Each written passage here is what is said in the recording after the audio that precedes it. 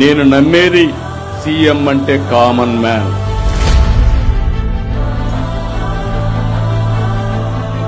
CM అంటే chief minister కాదు, common man అంటూ సామాన్యుల్లో ఒకడిలా పరిపాలన అందిస్తున్న చంద్రబాబు నాయుడు గారు సూపర్ 6 అమలుతో సంక్షేమ చరిత్రలో సరికొత్త అధ్యాయాన్ని లిఖించారు.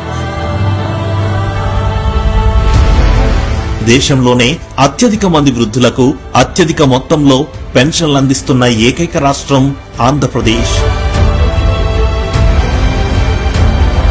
ప్రతి నెల మన రాష్ట్రంలో 65 లక్షల మందికి పైగా వృద్ధులకు, వితంతువులకు 4,000 రూపాయలు, వికలాంగులకు 6,000 రూపాయలు, దీర్ఘకాలిక వ్యాధులు, మంచానికే పరిమితమైన వారికి 10,000 రూపాయలు, 15,000 రూపాయల చొప్పున పెన్షన్ అందిస్తున్నారు. ఇప్పటి వరకు 65,000 కోట్ల రూపాయలకు పైగా నిధులను పెన్షన్ల కోసం పంపిణీ చేశారు. చంద్రబాబు నాయుడు గారు చేసిన సాయం చాలండి బాబు. ఆయన రావడమే సంతోషమైంది. ఆయన చేసిన మేలులు కూడా సంతోషం. ఏ చిన్నారికి చదువు దూరం కాకూడదు, ఏ తల్లికి పిల్లల చదువు భారం కాకూడదనే గొప్ప సంకల్పంతో ఇంట్లో ఎంతమంది పిల్లలుంటే అంతమందికి ఏడాదికి 15,000 రూపాయల చొప్పున తల్లికి వందనం పథకం ద్వారా అందజేస్తున్నారు.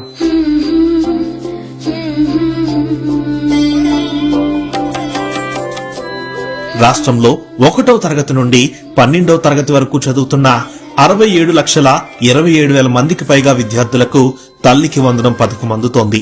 ఒక పిల్లని చదివిస్తే ఇంకొక పిల్లకి ఏం చేయాలా అన్నది నేను ఆలోచించేదాన్ని. ఇప్పుడు అలాగా కాకుండా నాకు తల్లికి వందనంతో 39,000 ముగ్గురు బిడ్డలకు వేయడంలో నేను ధైర్యంగా, గుండె ధైర్యంతో నా పిల్లల ముగ్గురిని కూడా నేను చదివించుకోవడానికి ముందడిగేశాను.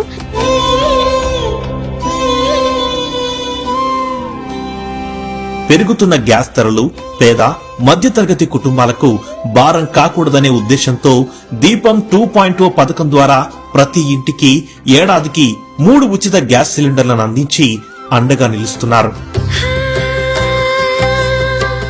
1 కోటికి పైగా కుటుంబాలకు 4 కోట్లకు పైగా సిలిండర్లను ఇప్పటి వరకు అందజేశారు.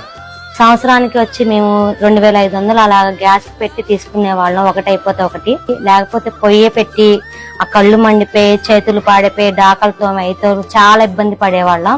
కానీ ఎప్పుడైతే బాబు గారు వచ్చి దీపం పథకం కింద మాకు ఫ్రీ గ్యాస్ ఇచ్చారో అప్పటి నుండి మేము చాలా హ్యాపీగా ఉండి చాలా హ్యాపీగా వండుకొని తింటున్నామండి.